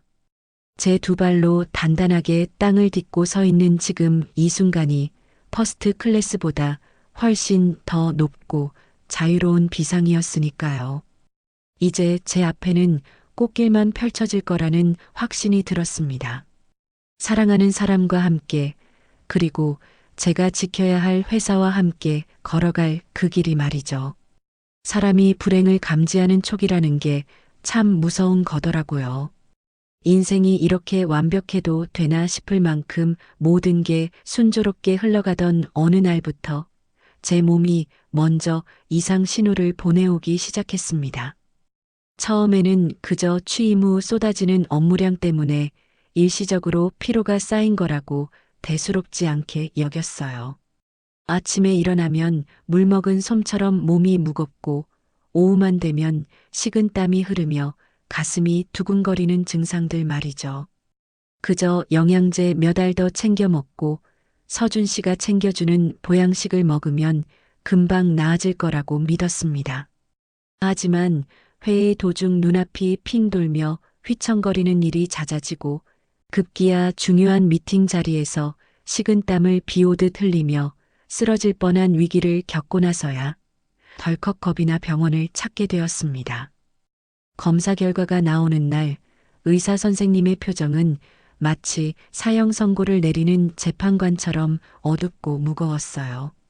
대표님, 지금 몸 상태가 단순히 과로 때문이 아닙니다. 호르몬 수치가 바닥을 치고 있어요. 극심한 스트레스로 인한 조기 폐경의 징후가 보입니다. 이대로 방치하면 영영 아이를 갖지 못하게 될 수도 있습니다. 그 말을 듣는 순간 진료실의 하얀 벽이 제 쪽으로 무너져 내리는 것 같은 현기증을 느꼈습니다. 조기 폐경이라니요. 이제 겨우 제 인생을 찾았고 사랑하는 사람과 가정을 꾸려 행복하게 살 꿈에 부풀어 있었는데 아이를 유난히 좋아하는 서준 씨의 얼굴이 떠올라 가슴이 미어지더라고요. 공원에서 아이들을 볼 때마다 눈에서 꿀이 뚝뚝 떨어지던 그 사람에게 제가 과연 이 잔인한 소식을 어떻게 전할 수 있을까요? 나 당신 아이를 못 낳아줄 수도 있대. 이 말을 입 밖으로 꺼내는 상상만으로도 심장이 난도질 당하는 기분이었죠. 병원 문을 나서는데 다리에 힘이 풀려 한참이나 멍하니 하늘만 올려다보았습니다. 서준 씨에게 미안해서 그리고 제 자신이 너무 초라하게 느껴져서 눈물이 왈칵 쏟아지려는 걸 겨우 참아냈어요. 하지만 불행은 결코 혼자 오는 법이 없다더니 제 인생을 송두리째 뒤흔들 거대한 파도는 이제 막 시작된 참이었습니다. 회사로 복귀하자마자 비서실장이 사색이 된 얼굴로 제 집무실 문을 두드렸습니다. 대표님, 큰일 났습니다. 우리가 1년 넘게 준비해 온 신규 프로젝트 스마트시티 솔루션 말입니다. 경쟁사에서 오늘 오전에 똑같은 기술로 특허 출원을 했다고 합니다. 순간 귀를 의심했습니다. 그 프로젝트는 우리 회사의 사활을 건 미래 먹거리였고 보안 등급 1급으로 철저하게 관리되던 기밀이었거든요. 그런데 경쟁사가 토시 하나 틀리지 않고 똑같은 기술을 발표했다니 이건 명백한 내부 유출이었습니다. 당장 보안팀 소집해요. 로그 기록 싹 다 뒤져서 쥐새끼 잡아내세요. 당장. 제 고함에 비서실장은 허둥지둥 뛰어나갔고 저는 떨리는 손으로 책상을 짚으며 거친 숨을 몰아쉬었습니다. 그리고 몇 시간 뒤 보안팀장이 가져온 결과 보고서를 보는 순간 저는 경악을 금치 못했습니다. 기밀이 유출된 시점은 3개월 전, 그리고 그 접속 아이디의 주인은 다름 아닌 전 남편 김민석이었으니까요. 이 인간이 끝까지 나를 죽이려고 작정을 했구나. 전 남편은 저에게 불륜이 발각되어 해고당하기 직전 이미 앙심을 품고 회사의 핵심 기밀을 USB에 담아 빼돌렸던 겁니다. 그리고 자신이 쫓겨난 후 그 자료를 경쟁사에 팔아넘겨 거액을 챙기고 우리 회사를 무너뜨릴 계획을 세워뒀던 거죠. 제가 방심한 틈을 타 가장 치명적인 비수를 꽂은 셈이었어요. 상황은 걷잡을 수 없이 악화되었습니다. 경쟁사는 훔친 기술을 바탕으로 뻔뻔하게도 우리 회사의 특허 침해 금지 가처분 소송을 걸어왔고 언론에는 기술 도용 의혹, 도덕적 해이 심각이라는 자극적인 헤드라인의 기사가 도배되기 시작했어요. 주식시장은 즉각 반응했습니다. 연일 상한가를 치던 우리 회사 주가는 곤두박질 쳐서 하루아침에 반토막이 났고 시가총액 수천억이 증발해버렸어요. 주주들의 항해 전화가 빗발쳐 업무가 마비될 지경이었고 회사 로비에는 성난 주주들이 몰려와 계란을 던지며 시위를 벌였습니다.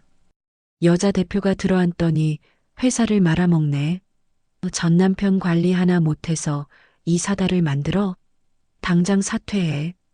확성기를 통해 들려오는 그날선 비난들이 제 고막을 찢고 들어와 가슴에 비수처럼 박혔습니다. 제가 억울하다고 소리쳐봤자 세상은 결과만 놓고 저를 무능한 경영자로 낙인 찍고 있었으니까요. 설상가상으로 요양병원에 계시던 친정아빠마저 이 뉴스를 접하시고 충격으로 쓰러지셨다는 연락을 받았습니다. 대표님, 회장님께서 뉴스 보시다가 갑자기 가슴을 부여잡고 쓰러지셔서 지금 응급실로 모셨습니다. 의식은 없으십니다. 수화기를 든 손이 덜덜 떨려 전화기를 놓칠 뻔했습니다. 나 때문에 내가 그 쓰레기 같은 놈을 제대로 처리하지 못해서 아빠까지 쓰러지시게 만들었다는 죄책감에 숨을 쉴 수가 없었죠. 건강도 사랑도 회사도 가족도 제 삶을 지탱하던 모든 기둥이 한꺼번에 와르르 무너져 내리는 기분이었어요. 사방이 적으로 둘러싸인 듯한 공포가 엄습해 왔습니다. 누구 하나 믿을 수 없고 어디에도 기댈 곳 없는 외로운 싸움터에 홀로 남겨진 것 같았죠. 그때 제 개인 핸드폰으로 모르는 번호의 전화가 걸려왔습니다. 받지 않아도 알 수 있었어요. 이 지옥 같은 상황을 만들고 낄낄거리고 있을 악마, 전 남편이라는 것을요. 여보세요? 우리 부사장님. 아, 이제 대표님이지? 뉴스 보니까 아주 난리도 아니던데? 꼴이 말이 아니네. 전 남편의 비아냥거리는 목소리에 피가 거꾸로 솟구쳐 올랐습니다. 당장이라도 전화기 너머로 달려가 멱살을 잡고 싶었지만 저는 이를 악물고 차갑게 대꾸했습니다. 네 짓이지? 기밀 유출한 거. 네가 사람이야? 어떻게 키워준 회사에 장인어른 쓰러지게까지 만들면서 이런 짓을 해? 너야말로 웃기지 마. 날 개처럼 쫓아내고 넌 승승장구할 줄 알았어? 이게 다 자업자득이야. 억울해? 분해?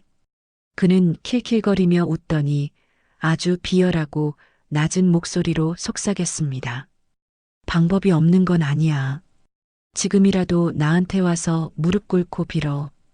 위자료 5천 다시 토해내고 나한테 생활비조로 10억만 줘. 그럼 내가 경쟁사 쪽에 말 잘해서 소송 취하하도록 해줄게. 어때? 회사가 망하는 것보단 싸게 먹히는 거 아니야? 그 뻔뻔한 협박에 손이 부들부들 떨리고 눈앞이 하얘졌습니다. 돈이 떨어지니 회사를 담보로 인질극을 벌이는 이 인간, 정말 바닥까지 간 쓰레기였어요. 하지만 지금 당장 회사를 살릴 방법이 묘연하다는 사실이 저를 더 비참하게 만들었죠. 미친놈. 꿈깨. 내 눈에 흙이 들어가도 너한테 비는 일은 없어. 차라리 회사를 문 닫으면 닫았지. 너 같은 범죄자랑은 타협 안 해. 그래. 그럼 어디 한번 버텨보시지. 주주들이 너 가만 안 둘걸? 아버지는 깨어나시려나 몰라. 크크. 전화를 끊고 나서 저는 책상 위를 쓸어버렸습니다. 서류들이 바닥으로 흩날리고 명패가 굴러떨어지는 소리가 적막한 사무실을 울렸죠. 분노와 억울함 그리고 공포가 뒤섞여 비명이 터져 나올 것 같았어요. 그때 핸드폰 화면에 서준 씨라는 이름이 떴습니다. 평소 같으면 설레는 마음으로 받았을 그 이름이 지금은 너무나 무겁고 아프게 다가왔어요. 받으면 안 돼. 나 지금 서준 씨한테 짐만 될 뿐이야. 몸은 망가져서 아이도 못 가질지 모르고 회사는 부도 위기에 처했고 범죄자 전 남편과 진흙탕 싸움을 벌여야 하는 여자. 이런 여자가 서준 씨의 앞길을 막을 수는 없다는 생각이 들었습니다. 이별을 통보해야 한다고 머리로는 수없이 되뇌었지만 막상 목소리를 들으면 무너질 것 같아 참아 받을 수가 없더라고요. 전화벨이 끊어지고 곧이어 문자가 도착했습니다. 뉴스 봤어요. 많이 힘들죠? 제가 지금 회사 앞으로 갈게요. 잠깐 얼굴이라도 봐요. 혼자 있지 말아요. 그 따뜻한 문자가 저를 더 아프게 찔렀습니다. 결국 저는 답장을 쓰지 못한 채 핸드폰을 엎어버렸습니다. 다음 날 아침 긴급 소집된 이사회 분위기는 살벌하기 그지없었습니다. 평소 제 앞에서는 대표님, 대표님 하며 굽실거리던 임원들이 오늘은 마치 먹잇감을 노리는 하이에나처럼 날카로운 눈빛으로 저를 노려보고 있었으니까요. 대표님, 이번 사태에 대해 어떻게 책임지실 겁니까? 주가가 반토막 났습니다. 주주들이 대표 회의만을 상정하겠다고 난리예요. 나이 지긋한 전무가 책상을 치며 소리쳤습니다. 그러게 나이도 어린 여자가 감정을 앞세워서 일 처리를 하니까 이런 사달이 나는 거 아닙니까? 전 남편 하나 단속 못해서 기밀이 줄줄 새게 만들고 이게 경영자로서 자질이 있는 겁니까? 이참에 사퇴하시죠. 전문 경영인 영입해서 사태 수습하는 게 회사 살리는 길입니다. 여기저기서 쏟아지는 사퇴 종용과 인신공격성 발언들에 저는 입술을 꽉 깨물었습니다.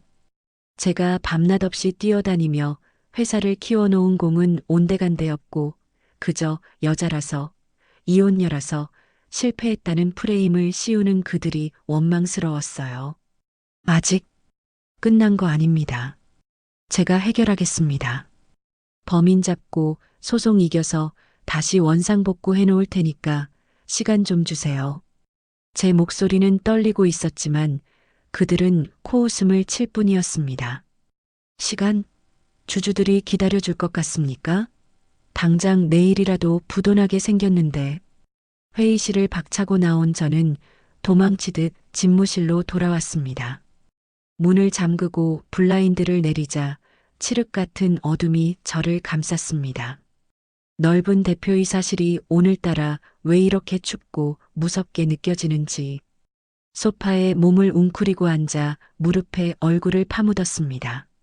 며칠 전까지만 해도 세상을 다 가진 듯 행복했는데 지금은 벼랑 끝에 홀로 서 있는 기분이었죠.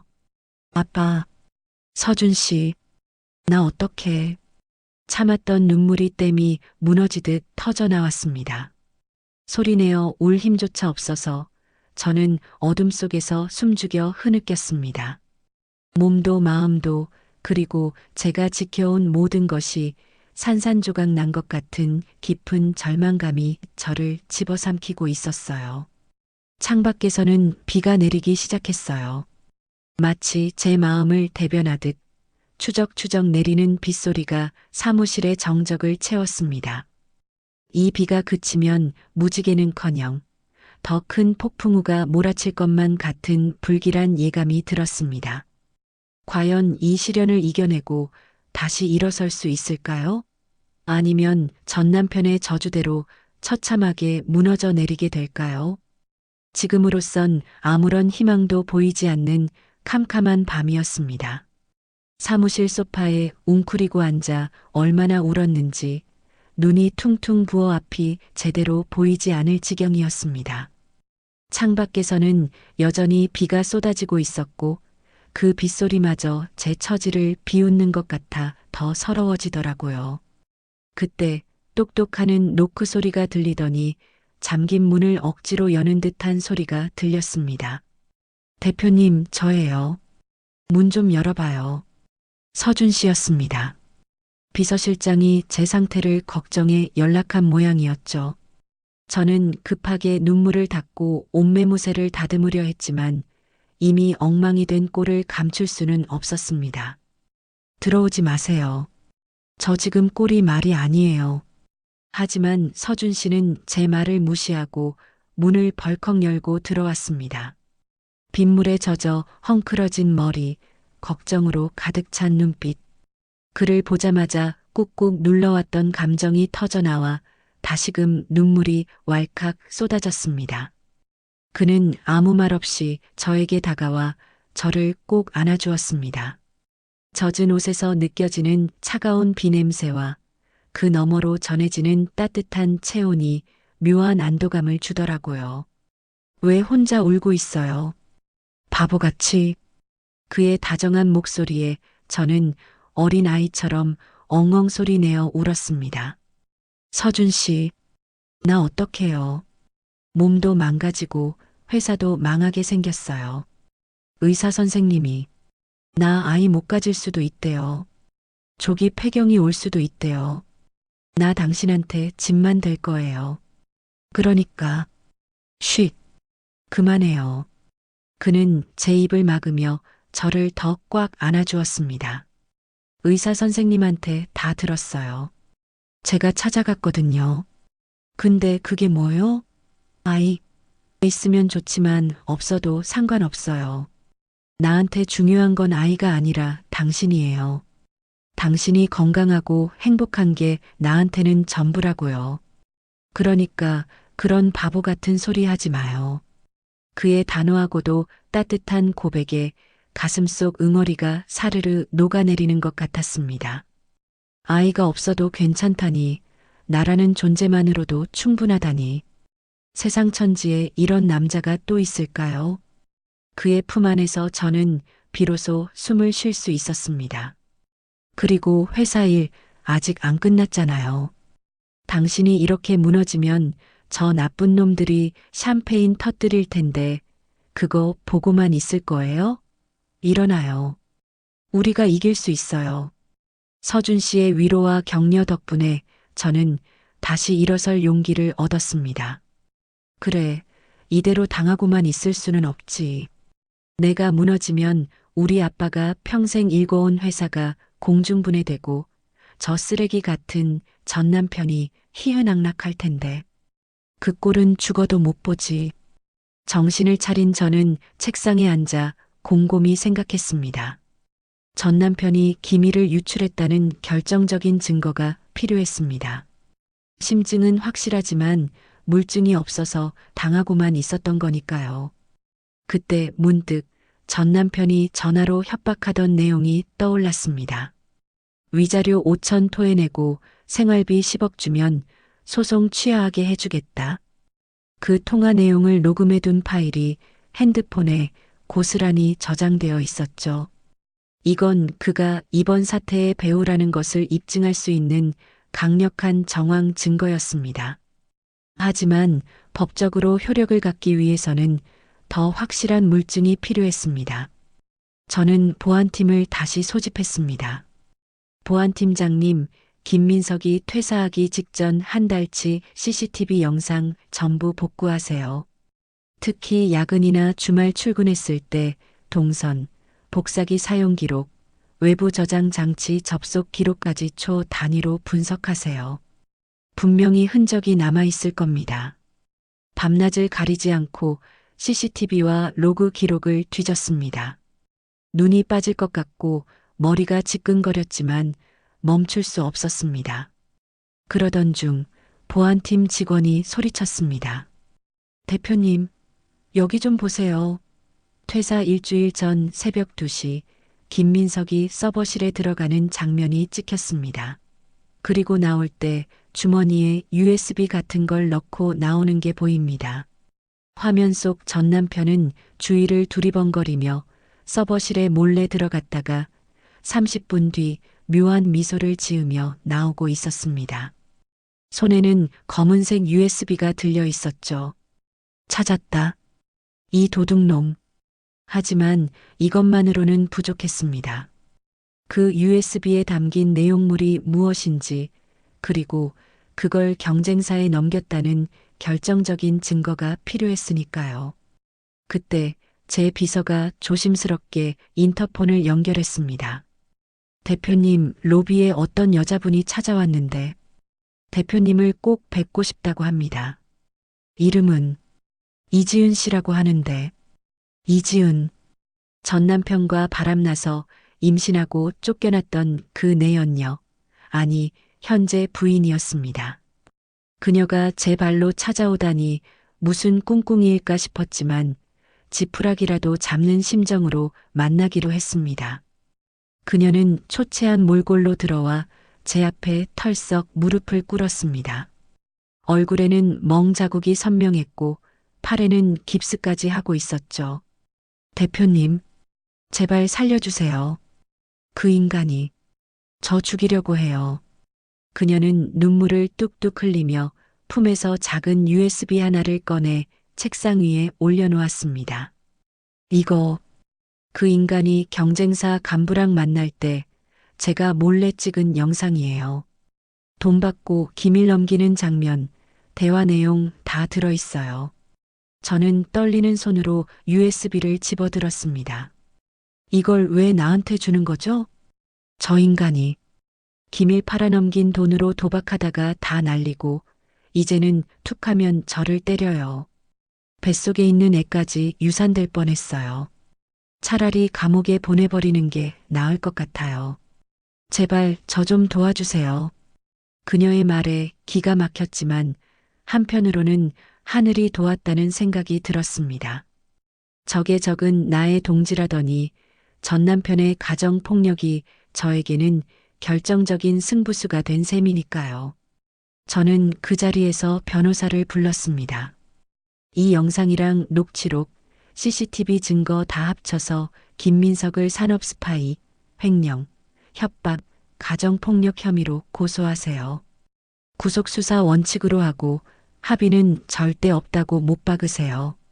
다음 날 아침 전 남편 김민석은 자택에서 긴급 체포되었습니다. 경찰들이 들이닥치자 그는 속옷 차림으로 끌려 나오며 이거나 내가 누군지 알아. 함정 수사야. 라고 발악을 했다더군요. 하지만 증거가 워낙 명백해서 빠져나갈 구멍은 없었습니다. 뉴스는 반전되었습니다. 중견기업 기밀 유출 사건의 전모, 전 남편의 치정 복수국이라는 헤드라인과 함께 김민석이 수갑을 차고 연행되는 모습이 전국에 생중계되었습니다. 경쟁사는 사태가 이렇게 되자 꼬리 자르기에 급급했습니다.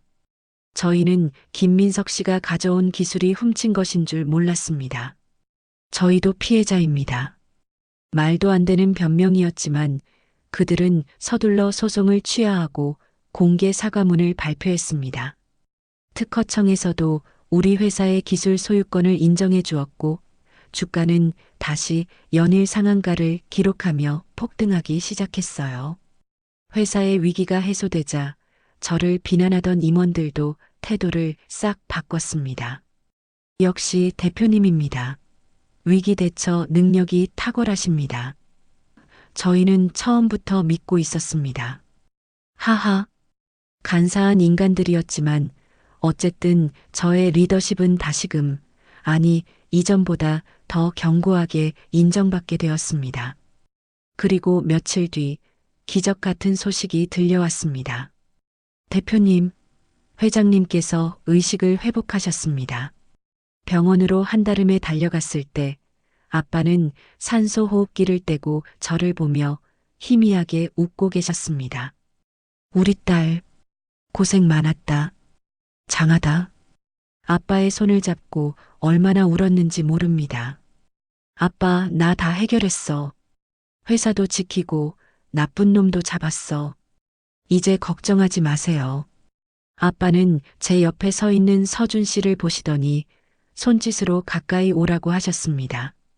자니가 우리 딸 많이 도와줬다면서? 고맙네. 정말 고마워. 서준 씨는 아빠의 손을 두 손으로 꼭 잡으며 듬직하게 대답했습니다.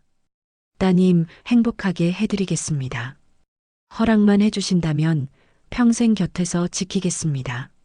아빠는 고개를 끄덕이며 두 사람의 결혼을 흔쾌히 허락해 주셨고 병실안은 훈훈한 온기로 가득 찼습니다. 그 후로 저는 서준 씨와 함께 건강관리에 매진했어요. 주말마다 등산을 가고 몸에 좋은 음식을 챙겨 먹으며 규칙적인 생활을 했죠. 서준 씨는 제가 야근이라도 할라치면 칼퇴근 안 하면 오늘 저녁 뽀뽀 없다며 귀여운 협박을 하곤 했습니다. 그 덕분인지 3개월 뒤 병원 정기 검진에서 놀라운 결과를 들을 수 있었습니다. 대표님, 축하드립니다. 호르몬 수치가 완전히 정상으로 돌아왔어요. 자궁 건강도 아주 좋아지셨고요. 이 정도면 자연 임신도 충분히 가능합니다. 기적 같네요. 의사 선생님의 말에 저와 서준 씨는 서로를 끌어안고 뛸 듯이 기뻐했습니다. 들었지? 나 이제 건강하대. 당신 아이 가질 수 있대. 고마워요. 진짜 고마워요. 당신이 노력해준 덕분이야. 우리는 병원 복도에서 남들의 시선도 아랑곳하지 않고 서로를 껴안았어요.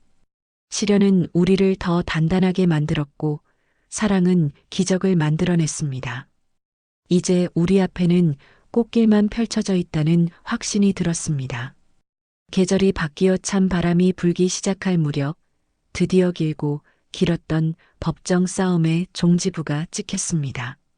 판사님이 판결문을 낭독하는 그 순간 법정안은 숨소리조차 들리지 않을 만큼 고요했죠.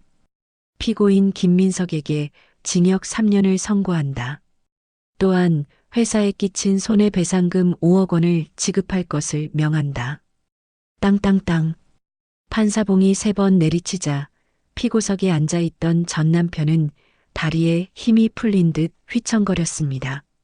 수의를 입은 그의 등은 굽어 있었고 한때 번지르르 했던 얼굴은 수염이 덥수룩하게 자라 노숙자와 다를 바 없었죠. 그 잘난 자존심은 온데간데였고 그저 초라한 죄수 번호만이 그의 가슴에 박혀 있을 뿐이었습니다. 그때 방청석 맨 뒷줄에서 익숙한 비명소리가 터져 나왔어요. 아이고, 우리 아들. 판사님, 이거 무효예요. 우리 아들이 그럴 리가 없어요. 저 여자가 다 꾸민 짓이라고요. 시어머니였습니다.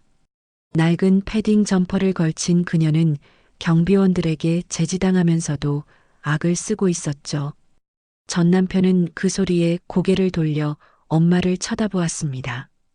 그런데 그 눈빛에는 애틋함이나 그리움 따위는 찾아볼 수 없었어요. 대신 섬뜩할 정도의 증오와 원망만이 이글거리고 있었죠. 엄마, 제발 그만 좀 해. 엄마 때문에 내 인생 망쳤잖아. 엄마가 여행 타령만 안 했어도 내가 이렇게까지 안 됐어. 다 엄마 욕심 때문이라고. 내 눈앞에서 꺼져. 꼴도 보기 싫으니까.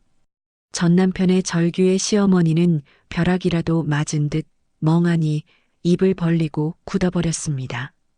평생을 아들 하나만 보고 살아온 그녀에게 아들의 입에서 나온 저주 같은 말은 사형 선고나 다름없었겠죠. 결국 그녀는 바닥에 주저앉아 가슴을 치며 통곡했습니다. 내가 너를 어떻게 키웠는데, 네가 나한테 어떻게 이럴 수 있니? 아이고 내 팔자야. 저는 그 아수라장이 된 법정을 조용히 빠져나왔습니다. 뒤에서 들려오는 모자의 비명과 울음소리가 멀어질수록 제 발걸음은 점점 더 가벼워졌습니다. 이제 정말 끝이구나. 내 인생에서 저 악연들이 완벽하게 도려내졌구나. 차가운 가을바람이 오히려 시원하게 느껴지더라고요. 들리는 소문에 의하면 시어머니는 전 남편의 옥바라지와 합의금을 마련하느라 살던 아파트를 헐값에 팔아넘겼다고 해요. 지금은 보증금도 거의 없는 낡은 빌라 반지하 방으로 이사가서 하루하루를 눈물로 보내고 있다더군요. 동네 사람들 눈피해서 밤에만 몰래 폐지를 주우러 다닌다는 말도 들리고요. 인과응보라는 말이 이토록 정확할 수 있을까요? 남의 눈에 피눈물 흘리게 하면 본인 눈에는 피고름이 난다는 옛말이 하나도 틀린 게 없었습니다. 그리고 그 내연녀 이지은 씨. 그녀는 전 남편이 구속되자마자 이혼 소송을 제기하고 아이를 혼자 낳았다고 합니다. 위자료는커녕 양육비 한 푼 못 받는 처지에 전과자 남편을 둔 미혼모라는 꼬리표까지 달고 살아가야 하니 그 인생도 참 기구하죠. 가끔 밤늦게 술집에서 일한다는 소문이 들려오지만 저는 더 이상 관심을 두지 않기로 했습니다. 각자 지은 죄의 무게만큼 짊어지고 사는 게 인생이니까요. 모든 악재가 사라지자 제 인생에는 봄날의 햇살 같은 날들만 가득했습니다. 가장 먼저 찾아온 축복은 바로 서준 씨와의 결혼식이었습니다. 우리는 화려한 호텔 예식 대신 아빠가 가꾸신 교회의 작은 정원에서 스몰 웨딩을 올리기로 했습니다. 보여주기식 결혼이 아닌 진짜 우리를 아껴주는 사람들만 초대해서 진심 어린 축복을 받고 싶었거든요. 결혼식 당일 눈부시게 파란 하늘 아래 하얀 버질로드가 깔리고 저는 세상에서 가장 심플하지만 우아한 드레스를 입고 서 있었습니다. 아빠의 손을 잡고 입장하는 순간 하객들의 따뜻한 박수 소리가 귓가를 감싸 안았죠. 아빠는 제 손을 서준 씨에게 넘겨주며 눈시울을 붉히셨습니다. 자네만 믿네. 우리 딸, 이제는 눈물 흘릴 일 없게 해주게.